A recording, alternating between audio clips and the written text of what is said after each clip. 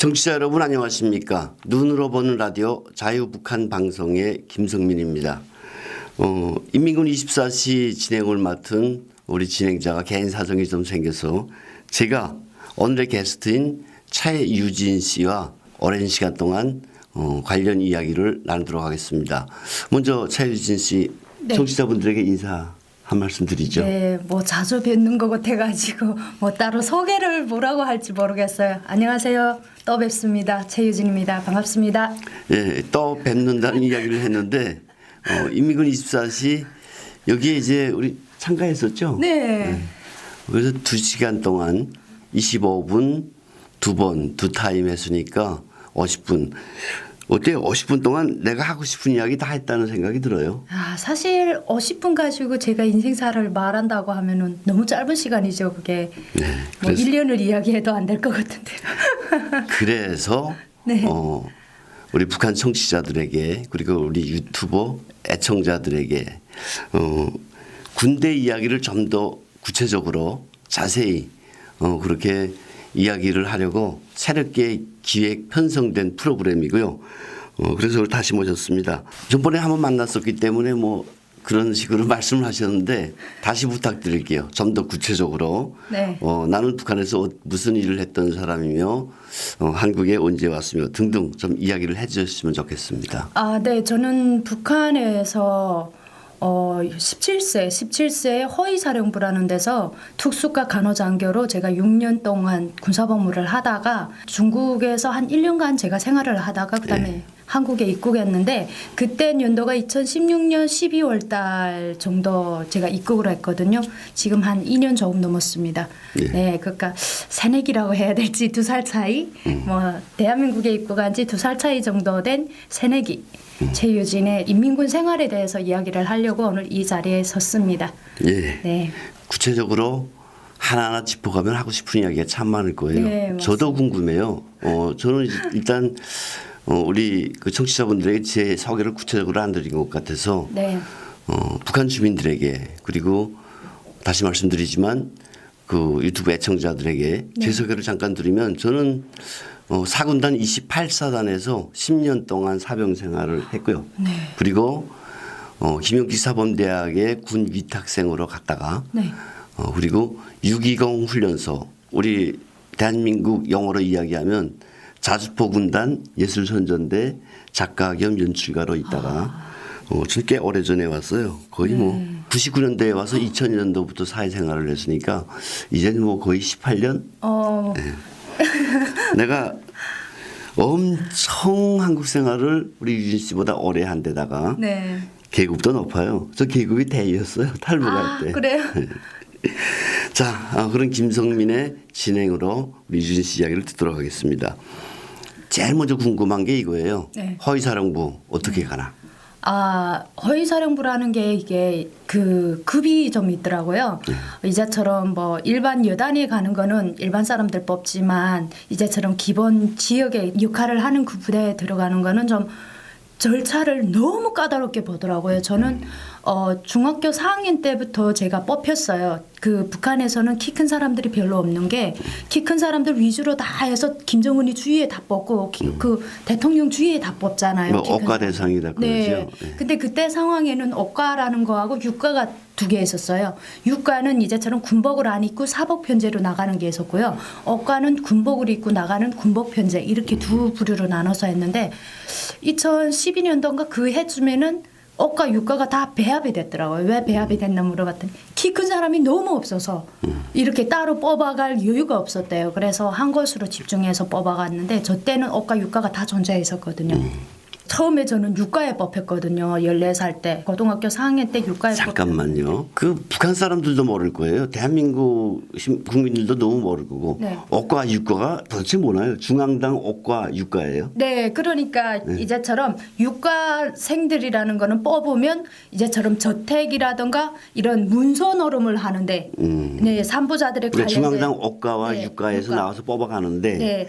육가에서 하는 일은 이제처럼 산부자들 경찰 내에서 문서놀이 이제처럼 뭐 무슨 뭐 자료를 소기, 쓴다던가 네, 서류를 쓴다던가 컴퓨터로 뭐 한다던가 이런 사람들을 뽑는 게 유가에서 취급을 하고요. 억가라는 거는 군 내부 안에서 특각을 지킨다던가 아니면 경호처 일을 경호를 한다던가 아니면 또 그 외에 이제처럼 그 양성을 시켜서 저택 교환수를 쓴다던가 아니면 간호장교, 간호사로 이렇게 쓰는 사람들을 억가에서 뽑더라고요. 네, 그래서 억과 유가로 이렇게 나눠서 뽑는데 저는 유가에 뽑혔는데 신체검사에서 떨어졌거든요. 그래서 왜 떨어졌는가 어디 신체검사에서 불합격이 됐나 물어봤더니 제가 이 턱선이 너무 여기에 살아있어요. 그래서 이렇게 평상시에는 잘 안 알리는데 약간 고개를 쳐들면 여기 이렇게 각이 난대요. 그러니까 딱 보는 순간에 뭔가가 이렇게 부딪히는 걸리는 게 없이 계란형으로 이렇게 매끈해야 되는데 그런 이야기를 그 아이 때 학생들 앞에서 네. 그 뽑으러 온 친구들이 얘기를 하는 거예요. 그때 얘기하는 게 아니고요. 중앙당에서 사람들이 내려와서 따로 이렇게 뽑힌 애들 세워놓고 검사를 하거든요. 근데 거기에서 제가 떨어졌다는 거예요. 그래서 내가 뭐 때문에 떨어졌는지 알고 싶다 했더니 이 턱선이 나왔다고 중앙당에서 그 말이 나왔다고 해서 못 간다고 해서 제가 그때 다시는 이런데 나는 희망을 안 걸 게다 이렇게 생각을 했는데 다행히도 억가에 뽑힌 거예요. 제가 그래서 나는 이 턱선 때문에 떨어졌는데 나는 갈 의향이 없다 이랬더니 턱선은 문제 없다 키만 크면 된다 이렇게 돼가지고 그래서 저는 억가로 돌아앉아가지고 그때부터 이렇게 저희들은 이렇게 매달마다 이런 신체 검사를 하더라고요. 그리고 생활 평정 이제처럼 학생 때 생활을 잘하느냐 이걸 한 달에 한 번씩 종합 검사를 해갖고 올려가고 막 이래가지고요. 그래서 17세 17살 때 되니까 중앙당에서 사람들이 내려오더라고요. 또 내려와서 마지막 최종 검사를 하는데 여자들이 다리가 훑면은 비키니를 입었을 때 다리가 훑면은 다리 이렇게 짬이 보이면 보기 싫다고 그래서 다리 훑면 안 되고 첫째로 그다음에 여자들은 간염, 결핵 그리고 이 액취증 겨드랑이에서 냄새 나는가 네 여자들은 진짜 그 비키니를 입혀놓고 우리를 신체 검사했거든요 그때 상황에서 그리고 제일 중요한 게 출신 성분이죠. 첫째도 둘째도 출신 성분이 제일 좋아야 되고 두 번째로는 여자들이 산부인과 검사에서 합격돼야 되거든요. 산부인과에서 불합격이 되고 그다음에 두 번째로 연애를 못하게 하더라고요 또.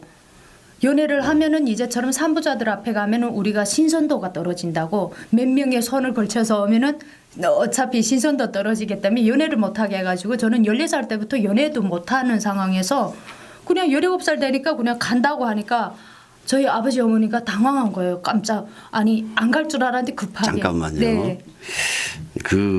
저는 사실 북한에 살면서도 그냥 제 주변에서 학생 때 네. 억과 뭐 육과 뽑혀가는 애들이 있다는 얘기를 듣고 네. 별로 관심을 안 보였었어요. 그런데 네. 여기 대한민국에 와서 지금 그 뭐 TV에서도 잠깐 나오는 거 봅니다만 네. 오늘 유진 씨 이야기를 듣다 보니까 화가 확 나네요. 네.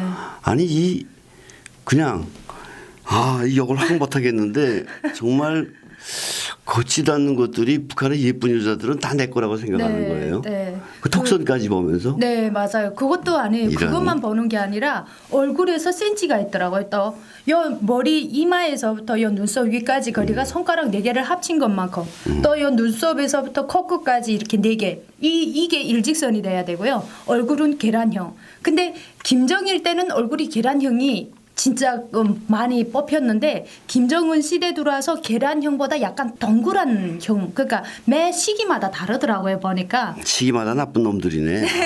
이 말도 안 되는 놈들이 진짜 화가 나요. 자, 그래서 네.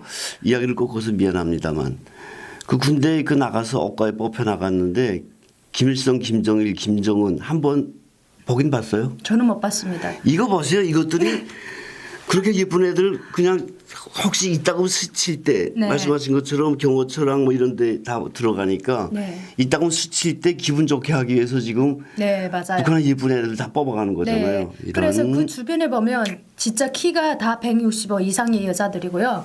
그리고 생긴 거는 다 계란형, 얼굴 자체가 계란형이고 진짜 예쁘긴 정말 예쁘더라고요 보니까. 이놈들이 정말 정말 화가 나네. 아니 이것들이 예쁜 애들 뽑아가지고 뭐 어쩌겠다는 거야. 이게 도무지 이해가 안 되네. 그러니까 그런 게 있잖아요. 그래도 자기 주변에 자기 얼굴이라는 게 있잖아요. 주변에 있는 사람들이 어느 정도 예쁘고 어느 정도 멋있는가에 따라 경호처 사람들은 키 제한이 있는 게 키가 모든 게 178부터 183 사이에서 경호처 사람들이 그렇게 뽑거든요. 저는 금방 갔을 때 경호처 사람들 봤는데 그런 사람들 취급하는 게 6초에서 취급하거든요. 그래서 치료받으려 가끔씩 오면은 키도 크고 너무 잘생겼는데 그 사람들은 그러니까 이제처럼 여유조차를 우리한테 안 주더라고요. 짬을 안 줘요. 우리가 치고 들어갈 짬을 안 줘가지고 이 사람들은 덜인가 아니면 뭐 부속으로 만들어놨는지 막 덜 속인 거예요. 그냥 부처처럼 덜? 이렇게 네, 완전한 덜인 거예요. 그래서 이 사람들은 심장도 없는 사람들인가 했는데 웃을 때 보니까 같은 인간은 인간이더라고요. 자, 그래서 네. 뽑혔다. 자기 관리를 나름대로 이제 관리를 받다가 네. 군대 나가게 됐다. 부모님들이 지금 당황하셨다는 이야기까지 했는데 네. 사실 당황하기도 했었고 근데 저희 아버지는 반대를 했어요. 왜냐하면 내가 집에서 막내고 정말 아끼면서 키우던 그런 애니까 가지 말았으면 하는 게 아버지 소원이었는데 사실 양강도 저의 고향 양강도 시골인데 거기에서 평양으로 간다는 게 쉽지 않은 일이잖아요. 그리고 저같이 그렇게 억가로 가면 평양시에 떨어질 수 있는 가장 완전한 좋은 그런 신분 상승에서의 기회가 되죠. 그래가지고 저는 아버지 이 기회 아니면 내가 평양시에 살 기회가 안 생긴다. 그래서 뭐 내가 가서 평양시에 자리를 잡으면 아버지 엄마 늙음하게 나 따라오라 이래가지고 저는 막 그때 기분이 들떠가지고 저는 갔댔거든요. 근데 아버지 어머니가 혹시 자식을 보내는데 어디 가는지라도 좀 알아와야 되지 않을까 이렇게 물어봤어요. 그랬더니 그 사람이 하는 소리가 일단 나라에 이렇게 자식을 바쳤다고 생각을 했으면 그 이상 캐묻지 말라고 이렇게 말하니까 부모님이 황당하신 거예요. 아니 자식이 어디 가는 것조차 모르고 보내야 된다는 게 너무 황당하니까 아버지가 떠날 때 그렇게 우시더라고요. 근데 그때는 저는 우는 게 눈앞에 보이지 않았어요. 왜? 나는 내가 좋은 데 간다고 생각을 했었고 뽑혀서. 네 그것도 남들이 가지 못해 그 양강도에서 진짜 3년 만에 처음으로 제가 한 명이 나갔대요. 네 그래서 그 양강도 이거 진짜예요? 네 사실이에요? 사실이에요. 확실해요? 네 확실합니다. 3년 만에 양강에서 한 명 뽑아갔구만. 네, 아, 3년 이런 만에 처음으로 생긴 거라고서 육아 지도는 저한테 품을 엄청 들였거든요. 그래서 너무 기분이 들떠 있는 상황이라 어머니 눈물이나 아빠의 눈물, 바램이 별로 슬프지가 않았거든요. 그래서 그때 기차로 타고 쫙 떠날 때 약간 실감이 나긴 났었는데 그래도 많이 마음이 들떠 있었거든요. 그래 부대 딱 도착을 했는데 저는 깜짝 놀란 거예요. 평양에 가면은 진짜 막 불이 번쩍번쩍거리는 그런 멋진 곳에 들어갈 줄 알았는데 앞을 봐도 뒤 봐도 맨 산밖에 안 보이는 그런 고란으로 들어가는 거예요. 그게 삼석구역 원신이라고 평양시에서 제일 끝에 거기 뚝 들어갔는데 이제처럼 건물은 엄청 멋있더라고요. 이렇게 건물이 멋있어서 아 여기는 그래도 건물도 깔끔하고 멋있네 했는데 거기에다가 이제처럼 위대한 용도자 김정일 동지께서 다녀가신 곳 딱 이렇게 썼더라고요. 그래 아 여기에 이제처럼 우리 장군님께서 다녀가신 곳이네 이렇게 하고 너무 좋아했는데 그 뒷길로 가니까 완전한 덜밭인데다가 막 형편이 없더라고요. 막 그다음에 앞에 문 정면에 이렇게 오각별이 딱 그려져 있는데 그걸 보니까 심장이 약간 섬찟해지고 이건 무슨 수용소가 들어가는 그런 느낌이 딱 드는 거예요. 그다음에 들어가자마자 지휘관들 딱 봤는데 거기가 그러니까 신병대요. 신병소대죠. 네. 근데 억가대상들을 따로 신병을 주는 게 아니고 군사 규정대로 똑같은 부대 일반 부대에다가 보내서 신병 교육이 끝난 다음 데려가더라고요. 근데 저는 몰랐고 나는 그냥 그 부대 고사총 그게 고사총 여단이거든요. 그래서 나는 그 부대 떨어지는 줄 알고 실망을 해가지고 처음에 쇼크 먹어가지고 한 며칠 동안 알아 누웠거든요. 제가. 야 그때 일을 생각하면 막 너무 그러니까 지금 말씀하신 걸 보면 양강도에서 네. 야 진짜 천이긴 천이지 양강도. 거기서 이제 기차를 타고 네 장군님이 계시는 평양으로 가요. 맞아요. 평양으로 가서 나는 이제 궁지와 보람을 안고 펌난 데서 군복무를 할 수 있겠구나 하고 딱 갔는데 앞에는 번쩍번쩍하고 네. 무시무시하고 맞아요. 뒤에 들어가니까 완전히 그냥 덜밭. 말도 마세요. 네. 거기서 그럼 신병교육을 얼마나 받았나요? 3개월 받았습니다. 3개월. 네. 우리 그냥 일반 법영들 같은 경우에도 3개월.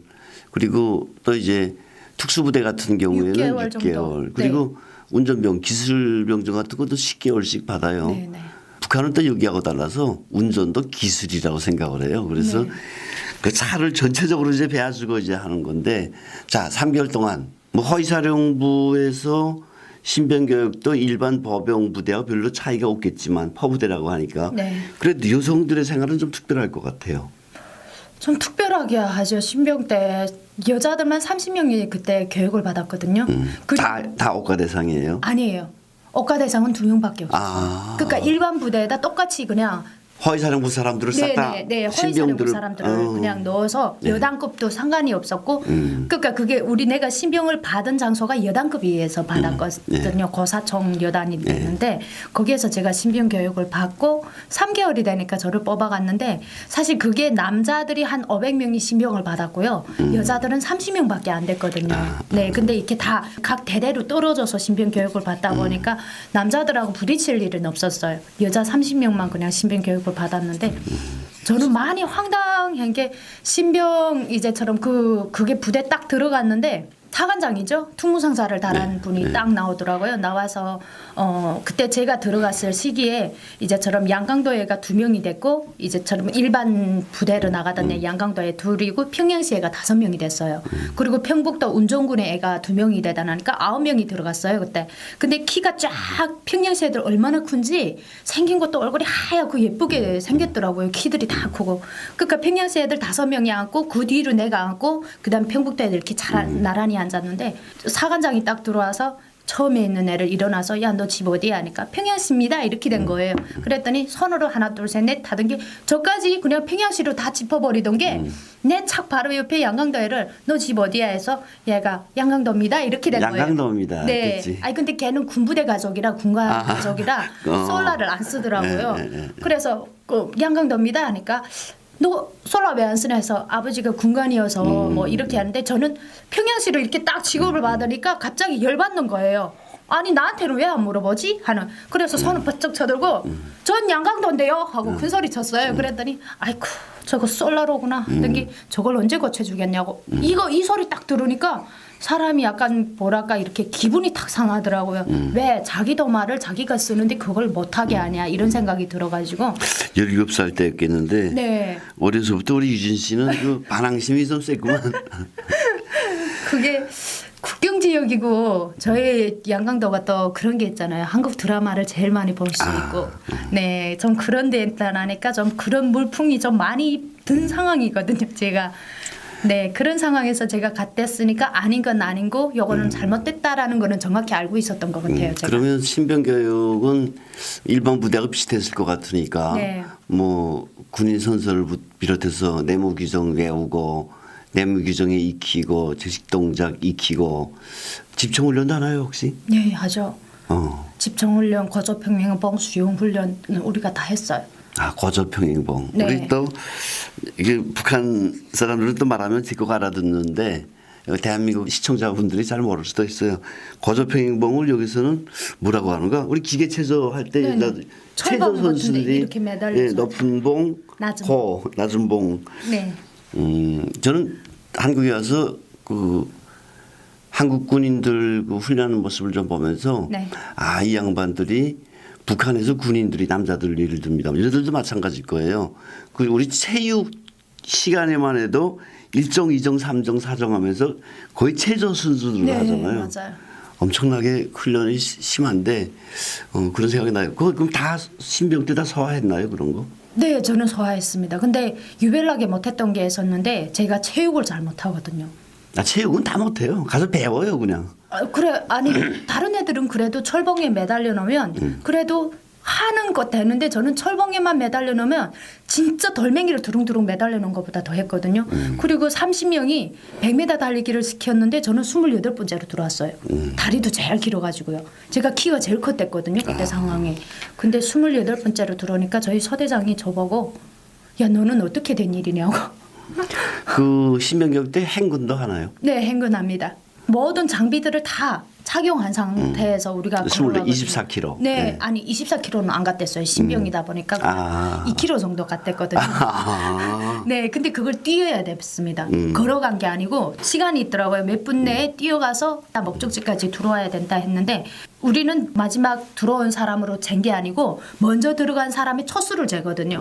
그래서 제가 그때 뭐 책임감이라 하기보다도 제가 1분대 1보 총수를 했거든요. 기준 분대의 기준 부분대장 역할을 하다 보니까 좀 남들보다 좀 앞장서야 된다 그런 게 있어가지고 정말 열심히 했거든요. 그래서 그때 제가 제일 먼저 들어왔는데 그때 깜짝 놀라 소대장이 하는 소리가 네가 이제처럼 100m 달리기 빈몸으로 뛰었을 때는 바람에 뭐 이겨서 뒤로 밀려나갖고 제일 꼴찌로 왔는데 무기 장교를 제 중량을 재우니까 1등으로 들어왔다고 그런 적이 있었거든요. 그래 그때 제가 막 엄청 달려서 마지막에 다리 맥이 풀려가지고 한 3일 동안 걷지 못했거든요. 네, 신병교육 이야기까지 네.